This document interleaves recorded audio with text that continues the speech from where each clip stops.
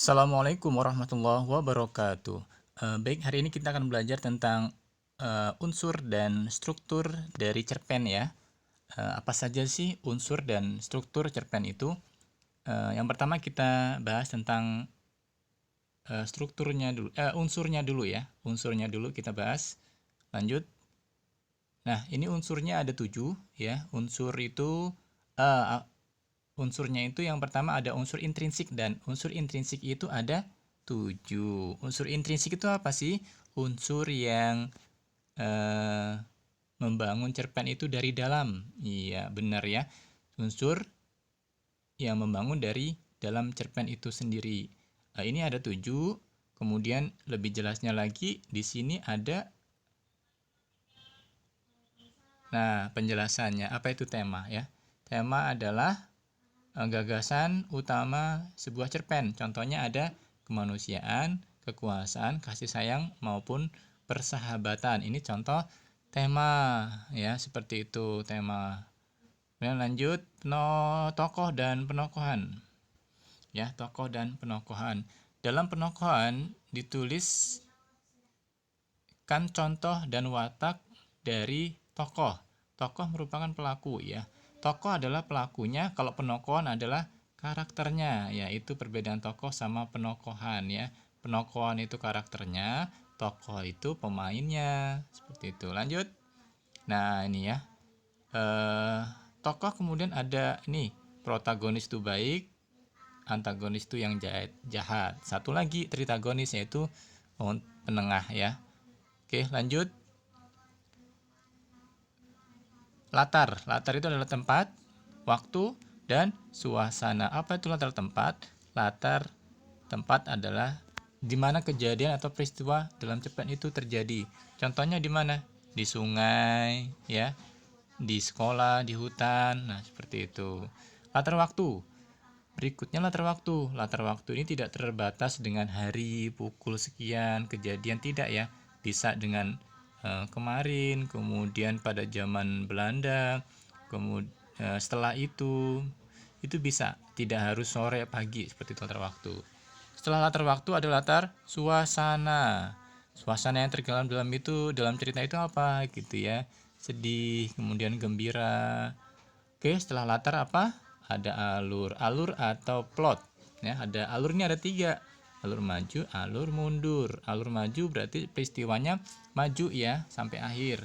Nah, kalau alur mundur ini ada ceritanya dari akhir cerita ke awal cerita, itu namanya alur mundur. Dan yang kelima, apa ini yang kelima? Yang kelima sudut pandang. Sudut pandang ini ada orang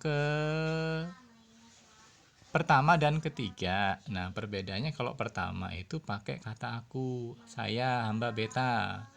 Kalau dalam cerita pakai aku, saya, beta berarti menggunakan sudut pandang orang pertama gitu ya. Nah, orang ketiga apa itu? Nah, tokohnya pakai nama. Seno, Rani, Andi, kemudian pakai dia, mereka. Ini namanya sudut pandang orang ketiga. Kalau dalam cerita menggunakan kata itu berarti menggunakan sudut pandang orang ketiga. Oke, lanjut. Setelah sudut pandang apa? Amanat. Amanat adalah pesan yang ingin disampaikan oleh pembacanya. Amanat ya. Amanat itu apa? Misalnya kita tidak boleh melawan orang tua. Nah, itu contoh salah satu amanat ya. Kita harus rajin belajar. Sesuaikan dengan ceritanya. Setiap cerita pasti punya amanat. Amanat itu pesan yang ingin disampaikan, yang bisa kita ambil dalam cerita itu. Lanjut adalah terakhir gaya bahasa. Oke ya, gaya bahasa. Gaya bahasa itu apa? Fungsinya adalah memberikan kesan. Ingat, cerpen adalah karya sastra, jadi boleh menggunakan majas supaya lebih indah. Ada majas personifikasi, hiperbola, dan lain sebagainya ya. Personifikasi itu berarti mengibaratkan benda mati bisa melakukan seperti manusia ya. Kemudian ini ada 7 ya, unsur intrinsik. Selanjutnya ada unsur ekstrinsik. Nah, unsur ekstrinsik ini ada 3. Latar belakang masyarakat, latar belakang penulis, kemudian nilai yang terkandung dalam cerpen itu sendiri. ya. Jadi ini dari luar, kalau ekstrinsik dari luar. Kalau intrinsik dari dalam. Ekstrinsik dari luar. Kita lihat ada latar belakang masyarakat. Nah, masyarakat yang ada dalam itu juga mempengaruhi. Latar belakang penulis, misalnya latar belakang penulis ini seorang yang suka dengan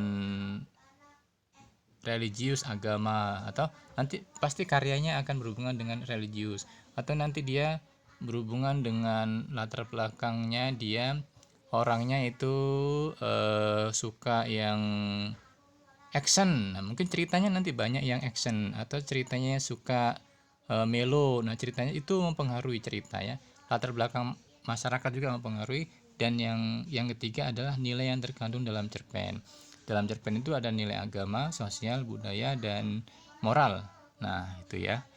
Demikian tentang unsur intrinsik dan ekstrinsik. Insya Allah pertemuan berikutnya kita akan bahas strukturnya ya. Kita bahas unsurnya dulu.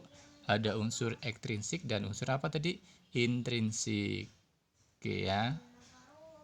Seperti itu. Nah, ya, kita baru sampai unsur intrinsik dan unsur ekstrinsik. Pertemuan berikutnya akan kita bahas strukturnya ya. Nah, strukturnya yang mana? Nah, yang ini strukturnya. Nah, ini akan kita bahas. Oke, untuk pertemuan ini cukup.